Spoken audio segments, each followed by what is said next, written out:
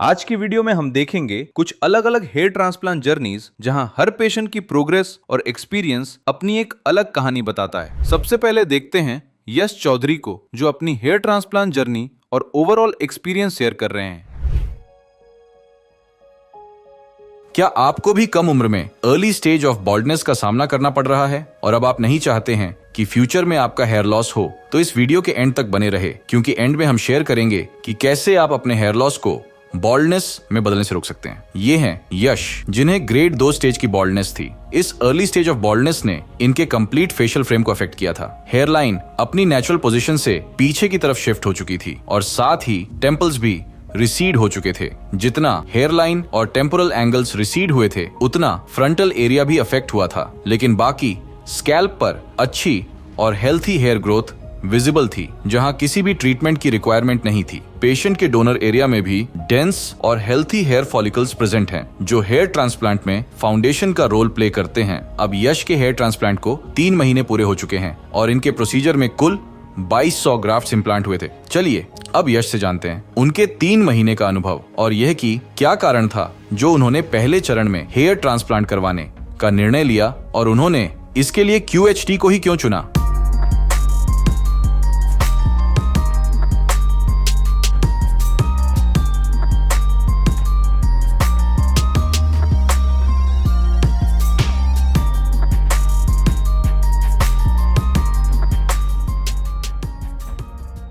मेरा नाम यश चौधरी है और मेरे हेयर ट्रांसप्लांट को 3 मंथ हो चुका है और मेरा जो शेडिंग फेस था वो लास्ट है, मतलब ख़त्म हो चुका है।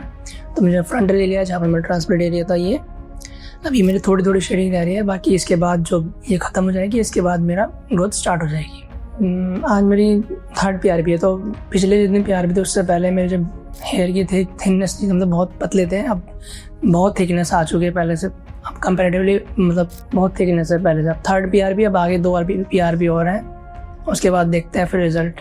हेयर ट्रांसप्लांट से पहले जो हेयर की मतलब था, मेरे उस कॉन्फिडेंस लेवल थोड़ा लो रहता था, अब थोड़ा हाई है, मतलब ठीक है। अब लोग भी कहते हैं कि हाँ बाल आ रहे हैं, अच्छे आ रहे हैं और रिजल्ट भी बहुत अच्छा है। PRP हो रही है, सब कुछ अच्छा ही रह रहा है और थिकनेस आ रही है बालों में। बाल्डनेस रही नहीं, पहले बाल्डनेस वगैरह थी, हेयर रिजल्टिंग पीछे पहुँच गई थी।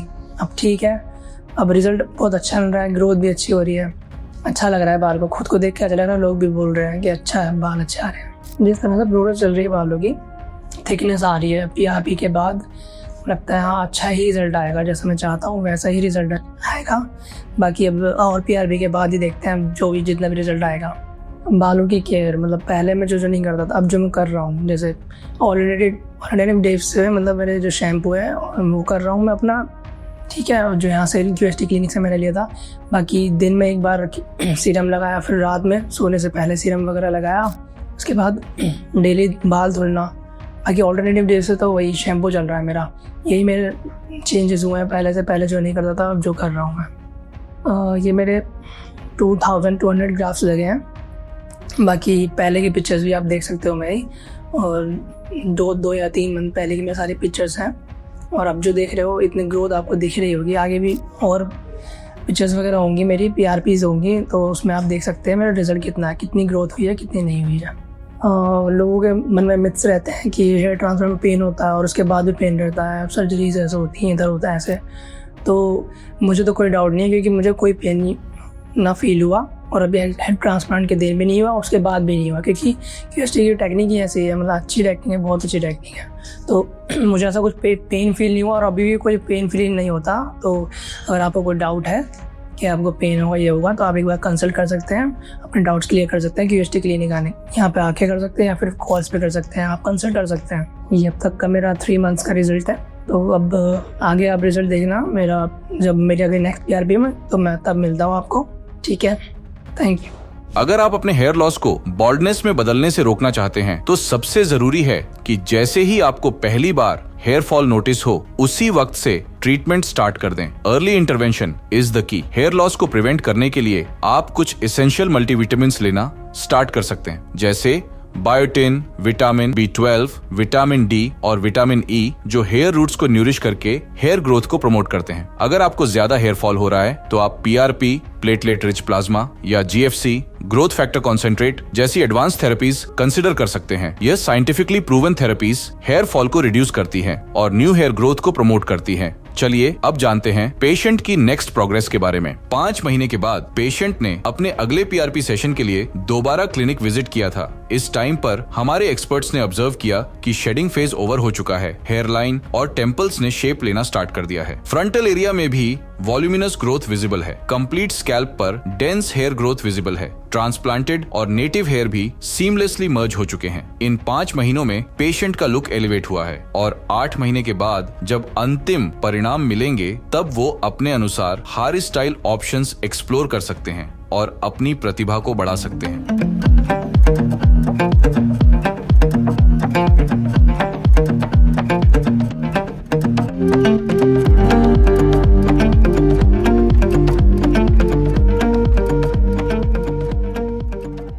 अब मिलते हैं अनुराग चौधरी से, जहां वो सर्जरी के बाद अपना एक्सपीरियंस और फीडबैक शेयर कर रहे हैं। मुझे हेयर लॉस 3-4 साल से स्टार्ट हुआ था। स्टार्टिंग में तो काफ़ी कम था, लेकिन उसके बाद आप देख सकते हैं मेरी हेयर लाइन से भी मैं काफ़ी सेटिस्फाइड हूँ। जैसी मुझे चाहिए थी, काफ़ी डेंस और प्रॉपर जो हेयर लाइन जैसा मैं चाहता था, मुझे वैसी मिली।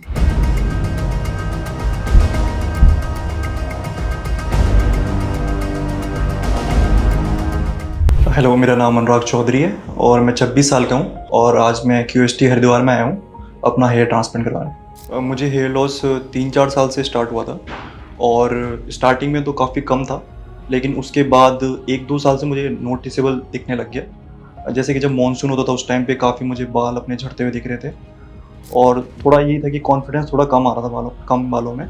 इसलिए मैंने डिसाइड किया कि मैं हेयर ट्रांसप्लांट कराऊंगा। और बेसिकली मेरा करियर भी थोड़ा ऐसा है कि इसमें हेलमेट ज़्यादा यूज़ होता है और मैं बाइक राइड्स भी करता हूँ तो उसमें भी हेलमेट काफ़ी यूज़ होता है। और थोड़ा ये है कि थोड़ा जेनेटिक्स भी मैं कहूँगा, उसकी वजह से बेसिकली मेरे को ये प्रॉब्लम आ रही है हेयर लॉस की।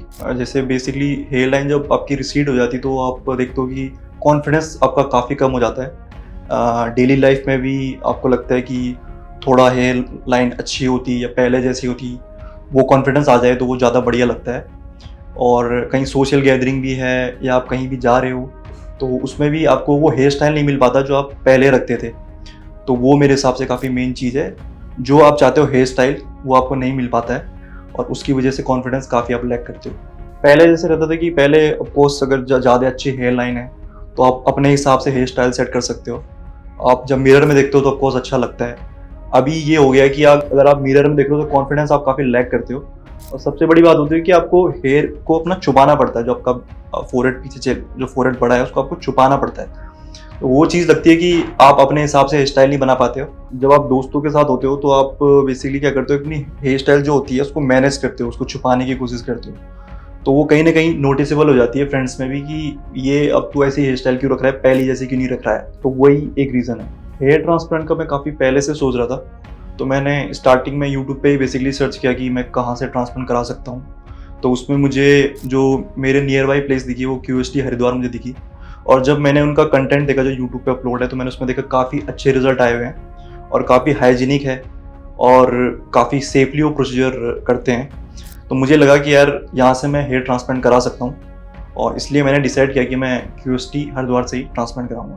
हेयर ट्रांसप्लांट मैंने QST से इसलिए ही कराया क्योंकि मैंने बाकी क्लिनिक्स पे देखे थे, बट मुझे यहाँ पे मैंने देखा कि यहाँ पे रिजल्ट काफ़ी अच्छे आए हुए हैं और हाइजीनिक काफ़ी है, इसलिए मैंने बेसिकली QST हरिद्वार को ही चुना।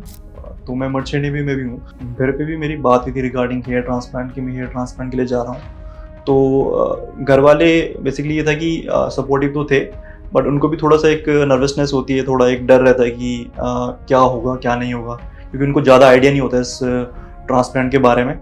तो मैंने उनको बता दिया था कि बहुत ही सेफ प्रोसीजर है और वो भी काफ़ी सपोर्टिव थे इस बारे में। अभी मैं काफ़ी नर्वस भी हूँ और मैं कहूँगा काफ़ी एक्साइटेड भी हूँ, क्योंकि अभी मेरी हेयर लाइन भी डिज़ाइन होनी है। तो काफ़ी एक्साइटेड हूँ कि नई हेयर लाइन जो होगी वो कैसी रहेगी और कैसा मैं दिखूँगा। तो एक एक्साइटमेंट है कि रिज़ल्ट कैसा रहेगा और एक नर्वसनेस भी है कि सर्जरी में थोड़ा क्या रहेगा क्या नहीं रहेगा, थोड़ा एक डर तो रहता ही है उस चीज़ की, बस थोड़ी नर्वसनेस है। और at the same time excited भी हूँ काफ़ी। बाकी मेरा आगे का जो भी प्रोसीजर रहेगा, जो भी मेरा एक्सपीरियंस रहेगा सर्जरी के बाद, वो मैं आपसे बिल्कुल शेयर करूँगा।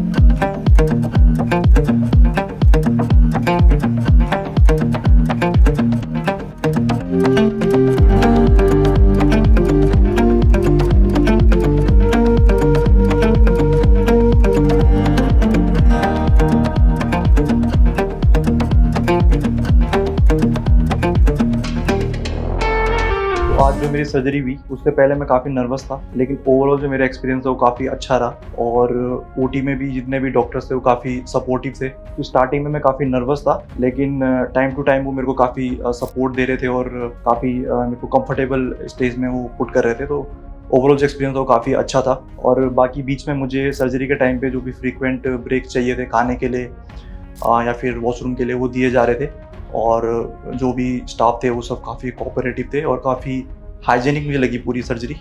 और पेन की बात करें तो पेन स्टार्टिंग में जब एनेस्थीसिया दिया जाता है उस टाइम पे ही थोड़ा लगता है, उसके बाद तो आपको पता नहीं चलता कि आपकी सर्जरी कब हुई। टोटल सर्जरी मैं कहूँगा यार 5 या 6 घंटे की थी और टाइम का तो मुझे पता भी नहीं लगा। मुझे थोड़ा वैसे ब्लड से भी फोबिया है, तो उसका मुझे काफ़ी डर था कि यार ब्लड ना दिख जाए, लेकिन पूरी मैंने डॉक्टर्स को पहले ही बता दिया था कि मेरा थोड़ा फोबिया है। तो उन्होंने पूरा मेक श्योर किया कि वहाँ पे मुझे कहीं पे भी ब्लड ना दिखे। पूरी सर्जरी के टाइम पे मुझे ब्लड वगैरह कुछ भी नहीं दिखाई दिया। सर्जरी से पहले की बात करें तो जो ओवरऑल जो एक्सपीरियंस था मेरा वो भी काफ़ी अच्छा था। जैसे जितने भी टेस्ट वगैरह थे वो आपको पहले ही करा दिए जाते हैं। उसमें पूरा आपको मेक श्योर किया जाता है कि आप कोई भी अगर मेडिसिन ले रहे हैं या आपकी कोई पहले मेडिकल हिस्ट्री रही थी, उस बात का भी काफ़ी अच्छे से ध्यान रखा जाता है। जैसे अगर आपको ब्लड प्रेशर की प्रॉब्लम है तो वो सब भी उसको काफ़ी अच्छे से वो हैंडल करते हैं। और इसमें कोई डरने की बात नहीं, अगर वो इन सब चीज़ों का आपको ध्यान रखा जाता है इसमें।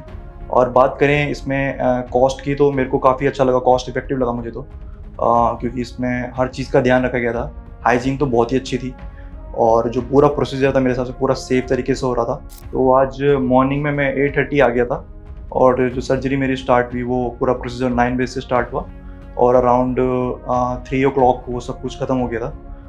और आप देख सकते हैं मेरी हेयर लाइन से भी मैं काफ़ी सेटिस्फाइड हूँ। मुझे काफ़ी अच्छी लगी अपनी हेयर लाइन, जैसी मुझे चाहिए थी, काफ़ी डेंस और प्रॉपर जो हेयर लाइन जैसे मैं चाहता था मुझे वैसी मिली। और मैं काफ़ी अभी एक्साइटेड हूँ अपने रिज़ल्ट के लिए भी, और मुझे पूरा विश्वास है कि रिज़ल्ट काफ़ी अच्छा आने वाला है। तो ये थी मेरी अभी तक की हेयर ट्रांसप्लांट की जर्नी। आगे मैं आपसे नेक्स्ट PRP सेशन में मिलूँगा।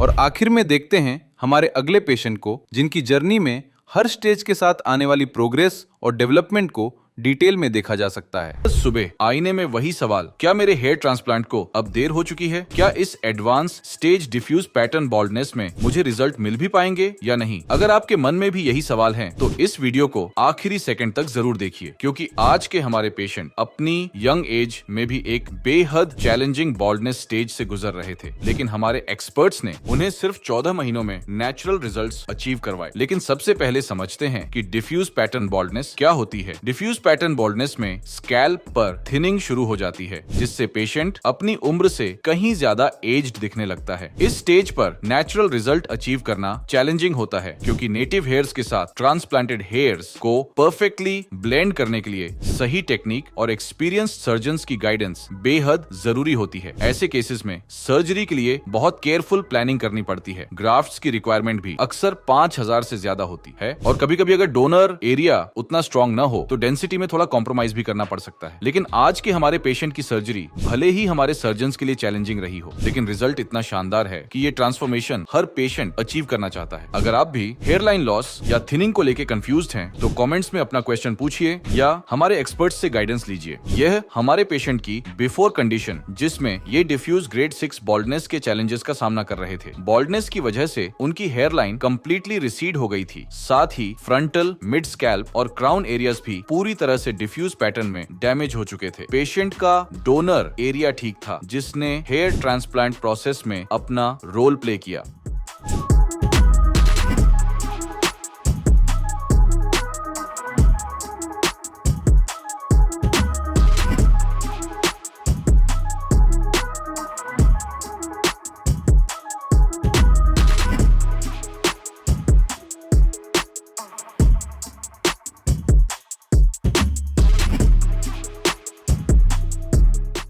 स्कैल्प एनालाइज करने के बाद हमारे एक्सपर्ट्स ने पेशेंट के स्कैल्प की डिटेल्ड ट्राइकोस्कोपी की, जिसमें डोनर एरिया कंडीशन और फॉलिकुलर हेल्थ का थरो इवैल्यूएशन किया गया। उसके बाद एक कस्टम शेप्ड हेयरलाइन डिजाइन की गई, जिसे लेजर हेयरलाइन डिजाइनर टूल की हेल्प से प्रिसाइसली मैप किया गया। ग्लाबेला पॉइंट से डिस्टेंस एक्यूरेटली मेजर करके फेस प्रोपोर्शंस के अकॉर्डिंग एक परफेक्ट हेयरलाइन डिजाइन की गई। हेयरलाइन के साथ पेशेंट का अफेक्टेड फ्रंटल एरिया भी केयरफुली आउटलाइन किया गया। ये आउटलाइंस हमारी सर्जिकल टीम के लिए एक रोड मैप की तरह होती हैं, जो नेचुरल रिजल्ट्स एंश्योर करने के लिए ग्राफ्ट प्लेसमेंट को साइंटिफिकली गाइड करती हैं।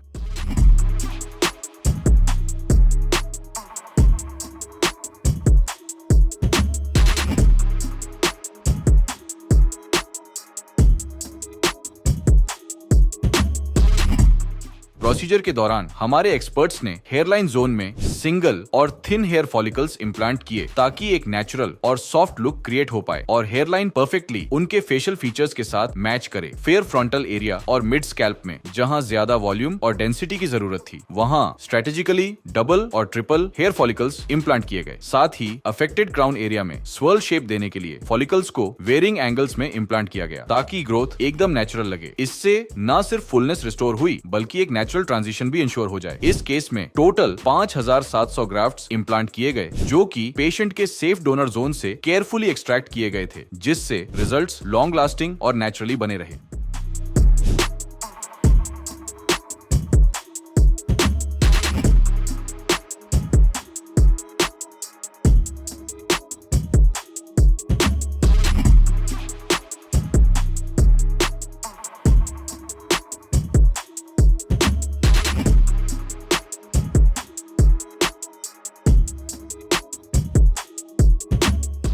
चाहे आप कहीं से भी ट्रीटमेंट लें, डिसीजन हमेशा इन्फॉर्म्ड होना चाहिए और QHT क्लिनिक में हमारे डॉक्टर्स आपको प्रॉपर गाइडेंस देते हैं। ट्रांसप्लांट के 1 महीने बाद जब हमारे पेशेंट अपना पहला PRP सेशन लेने के लिए क्लिनिक आए, तो हमारे स्पेशलिस्ट्स ने ऑब्जर्व किया कि ट्रांसप्लांटेड एरियाज में लगभग 50% शेडिंग विजिबल थी।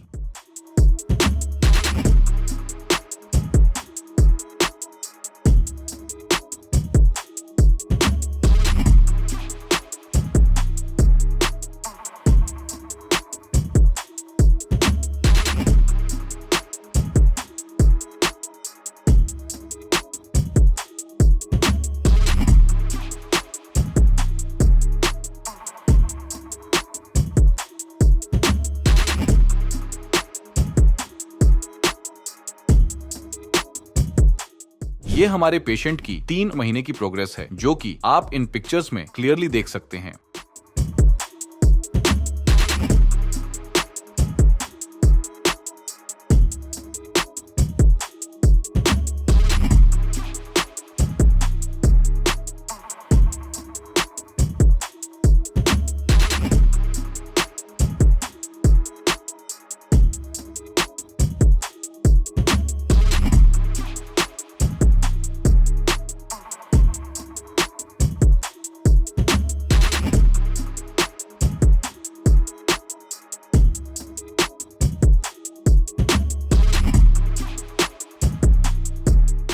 ये हमारे पेशेंट के 4 महीने की प्रोग्रेस है।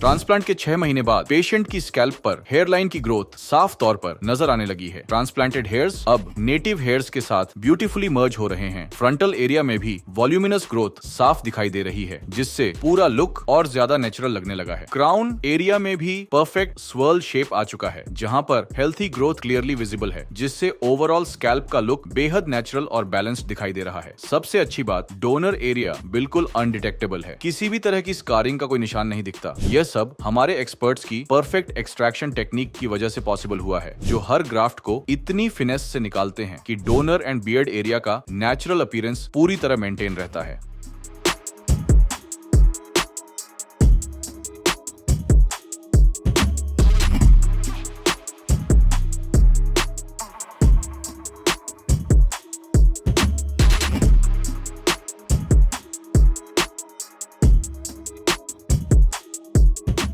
ये हमारे पेशेंट के 8 मंथ की प्रोग्रेस है।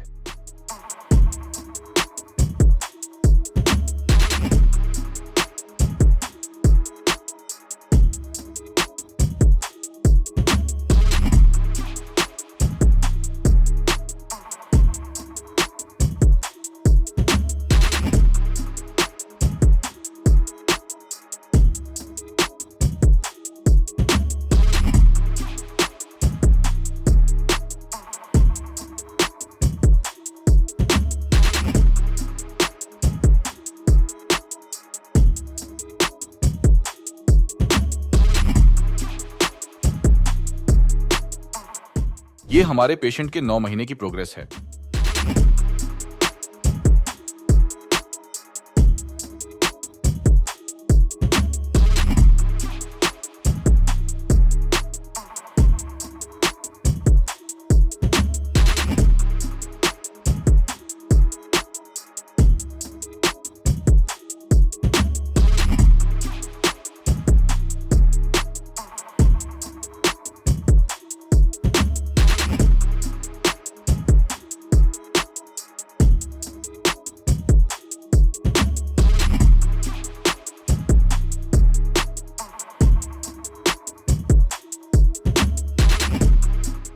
ये हमारे पेशेंट के 12 महीने की प्रोग्रेस है।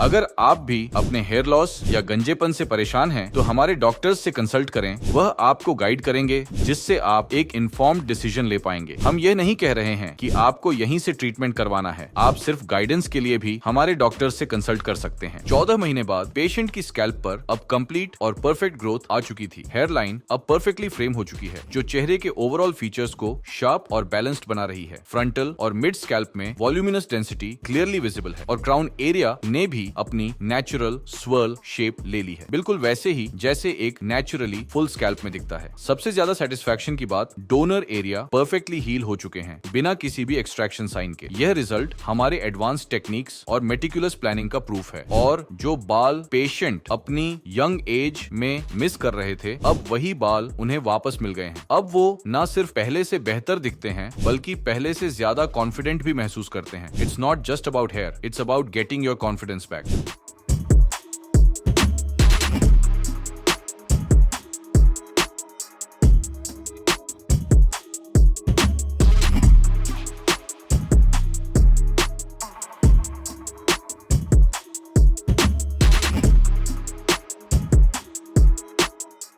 डिफ्यूज पैटर्न बॉल्डनेस में क्या हेयर ट्रांसप्लांट पॉसिबल होता है? हाँ, बिल्कुल पॉसिबल है, लेकिन इसके लिए प्रॉपर डायग्नोसिस, डोनर एरिया की स्ट्रेंथ और एक्सपीरियंस सर्जन की गाइडेंस बहुत जरूरी होती है। सही प्लानिंग और टेक्निक से आप नेचुरल और लॉन्ग लास्टिंग रिजल्ट्स पा सकते हैं। डिफ्यूज पैटर्न बॉल्डनेस में ग्राफ्ट्स की रिक्वायरमेंट ज्यादा क्यों होती है? क्योंकि स्कैल्प के ज्यादातर हिस्से में थिनिंग होती है और नेटिव हेयर्स भी कमजोर हो चुके होते हैं। इसलिए कवरेज और डेंसिटी अचीव करने के लिए ग्राफ्ट्स की क्वांटिटी ज्यादा लगती है। क्या डोनर एरिया में कोई स्कार दिखता है। हमारी एडवांस्ड एक्सट्रैक्शन टेक्निक्स की वजह से डोनर एरिया पूरी तरह नेचुरल दिखता है और स्कारिंग विजिबल नहीं होती। क्या बियर्ड एरिया का यूज ग्राफ्ट एक्सट्रैक्शन के लिए सेफ होता है? हाँ, बियर्ड एरिया से ग्राफ्ट लेना सेफ और इफेक्टिव होता है, खासकर एडवांस्ड बॉल्डनेस केसेस में, जिससे डेंसिटी अचीव करने में मदद मिलती है। अगर आपको इस पेशेंट की जर्नी इंस्पायरिंग लगी हो और आप भी अपना कॉन्फिडेंस और यूथफुल लुक वापस पाना चाहते हैं तो आज ही हमारे एक्सपर्ट्स के साथ अपनी कंसल्टेशन बुक करें।